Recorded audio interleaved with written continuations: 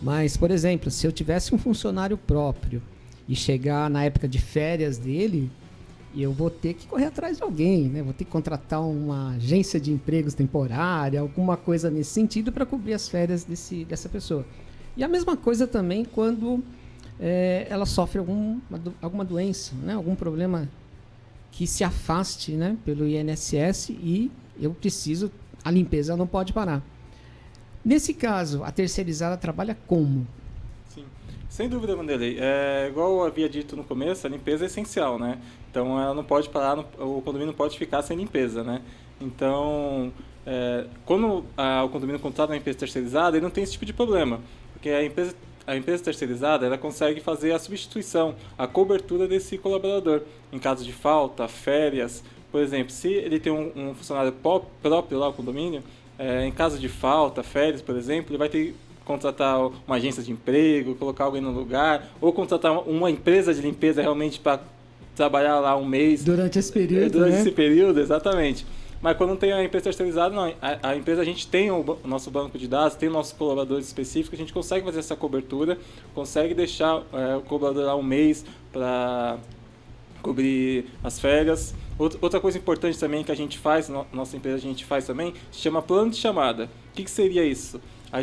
Todos os nossos contratos físicos que a gente tem de limpeza, a gente entra em contato todo dia no primeiro horário, entra em contato com o gestor de cada condomínio, o síndico, porteiro, zelador, quem tiver o contato, entre em contato todo dia de manhã para verificar se o colaborador foi trabalhar, se ele faltou, teve alguma falta, exatamente, para evitar que o condomínio fique sem a pessoa, sem a cobertura específica da limpeza. Então, se a gente, nesse plano de chamada, que a gente ligou para todos os nossos contratos, verificou que algum colaborador não chegou, a gente liga e pergunta, fulano já chegou, está chegando, falou alguma coisa, vai se atrasar, etc. Se a gente identificar que realmente ele faltou, não vai trabalhar, a gente já pega uma pessoa específica para mandar lá fazer essa cobertura no condomínio para que ele não fique realmente sem o serviço de limpeza lá, que, como a gente disse, é um serviço meio essencial, né? Perfeito. Então isso também serve para falta. Exatamente, né? Falta, se doença. Se faltou, você já consegue substituir por outra pessoa, coisa que se fosse funcionário próprio... O condomínio teria dificuldade. Teria essa dificuldade. Exatamente. Legal. E o pós-venda, você também faz alguma coisa... Pós-venda é muito importante, exatamente. Pós-venda é muito importante, a gente foca muito, trabalha bastante, principalmente com questão desses prédios sem condomínios também a gente tem uma pesquisa de satisfação do cliente. A cada limpeza que a gente faz, a gente envia uma pesquisa para o condomínio, para os moradores, para eles verificarem se a limpeza foi ok, se ficou alguma coisa pendente referente à limpeza, se os funcionários, colaboradores chegaram no horário, que a gente tem um horário marcado para cada condomínio, chegaram no horário, se foram educados. Então a gente envia esse questionário, o cliente responde, pede uma nota também, e com isso a gente consegue ter um feedback de como está sendo o nosso serviço. Isso para serviços sem condomínios. E com a terceirização, condomínios maiores, a gente tem essa pós-venda muito ativa através da supervisão. A gente está sempre acompanhando de perto, conversando com o gestor, com o síndico do condomínio, através da supervisão. O supervisor sempre está lá, acompanha 1 ou 2 vezes por semana, está sempre lá verificando com o colaborador se está tudo ok, se precisa de alguma coisa, vai, conversa com o síndico, verifica com ele se está tudo ok, se tá... Isso é uma vantagem da terceirização, porque tira a responsabilidade da gestão da pessoa do síndico, né? Que quando ele tem um funcionário próprio lá, essa gestão da pessoa, a gestão do funcionário fica a cargo do síndico, né? Sim. Mas com uma terceirizada, não. Terceirizada, essa questão fica a cargo da própria empresa. Então a gente tem essa supervisão que ela acompanha lá semanalmente como está sendo o serviço prestado, se está ok, se está satisfatório principalmente. Bacana, esse feedback é importante, né, até para a evolução da empresa. Exatamente. Né, e a satisfação do condomínio. Exatamente, que é o mais importante, né? A satisfação, que a gente fala bastante que o nosso trabalho é focado em pessoas, né? É que a limpeza são para as pessoas, então a gente entender se realmente o serviço está sendo bem feito, se está satisfatório, para a gente é muito importante. Agora, Raul, eu já sei aí, de um pouco que a gente conversou, você monta pacotes, né, de serviços, de quantidade de dias de atendimento, porque nem todo condomínio precisa diariamente, enfim. Você deve ter várias formas aí de oferecer esse serviço para os condomínios. Conta para a gente um pouquinho desses pacotes. Sim. A gente trabalha de... cada tipo de condomínio trabalha de uma forma, né? Como a gente trabalha bastante com esses prédios pequenos, eles são praticamente um mundo à parte dos condomínios, né? Eles têm uma forma de trabalhar diferente dos condomínios maiores. Esses pequenos prédios, por exemplo, a gente trabalha verifica qual a necessidade. Cada condomínio, cada morador tem uma necessidade de limpeza. Tem condomínios que sujam um pouco mais, tem condomínios que sujam um pouco menos. Então a gente tenta verificar qual a necessidade da limpeza deles. Se eles precisam de uma limpeza ali semanal, se precisam de uma limpeza quinzenal, ou então uma vez por mês. Dependendo dessa necessidade deles, a gente faz um pacote de limpeza, um valor fechado, para que eles façam essa limpeza periódica de manutenção, de conservação, de forma adequada. Já os condomínios maiores, condomínios que precisam de uma terceirização, precisam de uma pessoa específica lá para efetuar a limpeza, a gente já trabalha de outra forma. A gente faz aquela consultoria, vai no condomínio, conversa com o síndico, conversa com os moradores, verifica qual a necessidade de limpeza deles, que às vezes tem condomínios que não precisam da limpeza todos os dias da semana, de segunda a sexta ou de segunda a sábado. Às vezes no condomínio a limpeza não tem uma rotatividade muito de pessoas, não tem uma movimentação muito frequente, então não tem necessidade de ter um colaborador lá 7 vezes por semana, 24 horas por dia. Então a gente faz, nessa consultoria a gente identifica a necessidade dele e tenta verificar se ele precisa de um colaborador lá 5 vezes na semana, 3 vezes na semana, ou uma vez na semana mesmo, se precisa de um colaborador lá 8 horas por dia, 6 horas por dia, 4 horas por dia, e a gente então identifica a necessidade do condomínio e conforme a necessidade dele a gente passa esse planejamento de serviço de limpeza. Então pode ser semanal, quinzenal, isso vai da vontade do cliente. Exatamente, depende do perfil do cliente e do condomínio, né? E material de limpeza você fornece também nesses pacotes ou isso é por conta do condomínio? Como funciona? Sim. Com esses prédios pequenos, a gente costuma já oferecer o serviço. Como a gente já vai lá com a equipe, com os materiais, tudo, a gente já fornece material de limpeza para esses prédios pequenos sem condomínios. Com os condomínios maiores, a gente também verifica com o síndico a necessidade dele de material de limpeza, porque tem uma questão importante que a gente frisa com referente à limpeza. Se a gente colocar no contrato de prestação de serviço de terceirização já o material de limpeza, pode ser que o síndico pague imposto 2 vezes.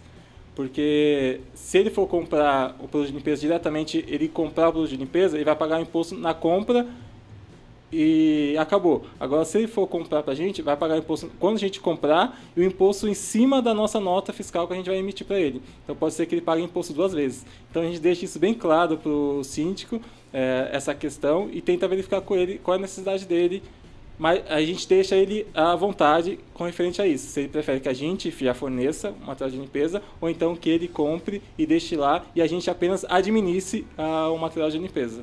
Interessante, tá vendo, Isidoro? Olha os detalhes aí, né? Síndicos que estão ouvindo o programa, o cuidado que tem que tomar com isso, porque de repente está pagando aí imposto 2 vezes. Exatamente. Sem saber, né? Sim. Sem saber, então. Exatamente.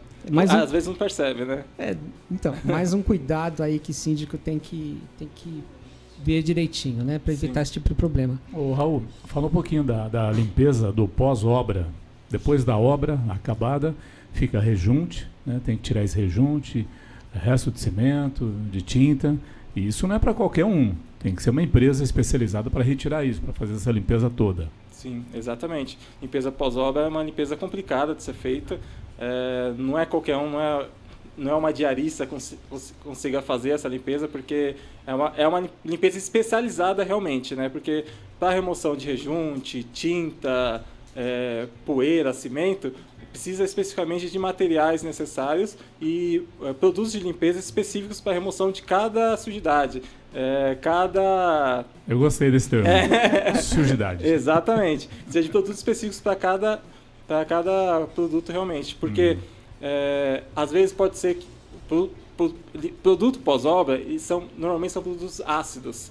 Então, se uma pessoa não souber manusear esses produtos, pode ocorrer danificar o piso, manchar o piso, queimar o esmalte que o piso tem, que normalmente limpeza pós-obra, os pisos são novinhos, aqueles laminados, né, porcelanato, etc. Então, se a pessoa não souber manusear esses produtos específicos, pode danificar o material, o piso, o mármore, etc. Então, é o exemplo de tirar a sujeira do rejunte com uma chave de fenda. Exatamente. Uma faca, né? Pode riscar, pode manchar. O próprio limpeza pós-obra tem muito... O mais difícil de limpeza pós-obra é realmente isso. É remover rejunte, remover resto de tinta de vidro, que acaba respingando realmente aquele respingo de tinta. É muito difícil de remover. Então, uma pessoa, se não tiver o treinamento específico e o produto específico, acaba riscando vidro, etc., rejunte. Então, a limpeza pós-obra requer muita atenção, realmente, por conta dessas peculiaridades. Agora, uma outra pergunta. Você e tua mulher, vocês trabalham juntos, né? Exatamente, sim. E em casa, quem é mais enjoado na limpeza? Eu fico pensando, né?